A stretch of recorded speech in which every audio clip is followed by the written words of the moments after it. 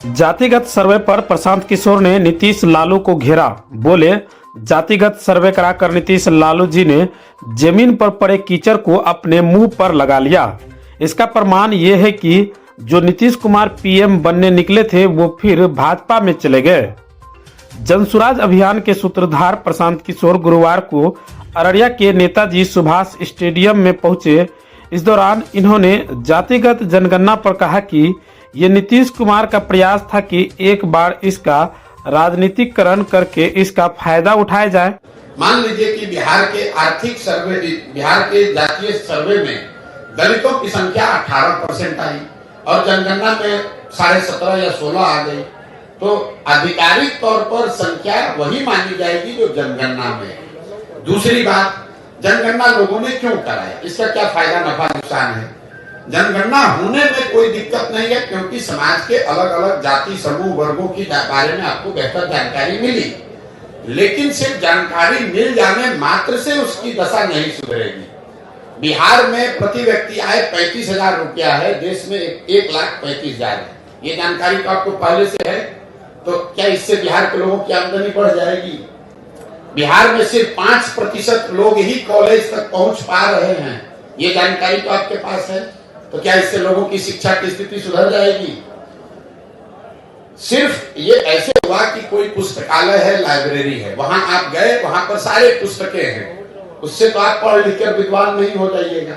उस पुस्तक को पढ़ना भी पड़ेगा और आप में वो क्षमता भी होनी चाहिए।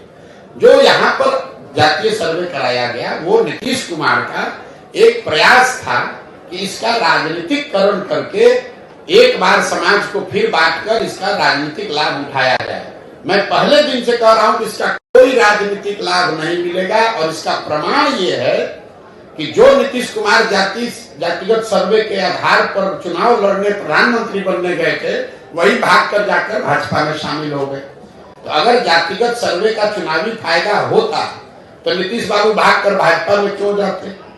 इसका कोई चुनावी फायदा नहीं है। एक और जो महत्वपूर्ण बात है जातिगत सर्वे, सबसे महत्वपूर्ण बात, जातिगत सर्वे जो बिहार में आया वो आपको क्या दिखाता है? जिन जाति समूहों के वंचित होने, पिछड़ा होने की बात पिछले 40-50 साल में कही जा रही है, उन जातिगत समूहों की आर्थिक, सामाजिक, शैक्षणिक स्थिति में कोई सुधार नहीं हुआ है। ये नीतीश लालू जी ने जमीन पर पड़े हुए कीचड़ को अपने मुंह में लगा लिया। अब सवाल ये होना चाहिए कि भाई 30-32 साल से जिन जाति समूहों के नाम पर आप राजनीति किए, जिनको बल देने, आवाज देने, शिक्षा, रिजर्वेशन देने के नाम पर आप गद्दी पर बैठे, उनकी स्थिति तो बदली नहीं। तो इतने दिन से तो आप सबको बेवकूफ बना रहे थे, और उनकी हकमारी की किसने? पूरे बिहार में 32 साल से राज कौन कर रहा है? लालू कर रहे हैं, नीतीश कर रहे हैं। तो किसने इसको रोका है कि मुसलमानों को, पासमंदा समाज के लोगों को आप गृह मंत्री बना दीजिए? किसने नीतीश कुमार को रोका है कि किसी महादलित को आप यहाँ पर फाइनेंस मिनिस्टर बना दीजिए, सड़क का मंत्री बना दीजिए, शिक्षा मंत्री बना दीजिए, किसी अति पिछड़ा समाज को आप जल संसाधन मंत्री बना दीजिए? आज तक बनाया? ये लोगों का ये वोट लेते हैं, लेकिन जब सरकार बनती है तो उसमें जितने बड़े विभाग हैं वो तेजस्वी यादव रहेंगे, वो नीतीश कुमार रहेंगे। 18 साल में नीतीश कुमार ने गृह मंत्रालय नहीं छोड़ा, किसी अति पिछड़ा को गृह मंत्रालय दे दो।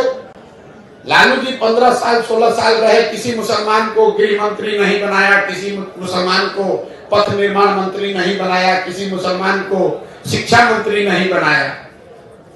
तो ये तो बेवकूफ बनाकर वोट लेने की बात है। और जातिगत सर्वे के आधार पर इन लोगों ने ये दिखाया, ऊपर वाले ने इनके हाथ से ही करवा दिया कि देखो तुमने इन समाज के लोगों का एक्सप्लॉयटेशन किया, इनको बेवकूफ बनाया, इनके लिए किया कुछ नहीं। इसीलिए आपने देखा कि जातिगत सर्वे के आंकड़े आने के बावजूद समाज में राजनीतिक, सामाजिक कोई प्रतिक्रिया नहीं। बिल्कुल लोग शून्य हैं उससे। लोग मालूम है कि बेवकूफ बनाने का प्रयास कर रहा है। मेरा 2 सवाल है।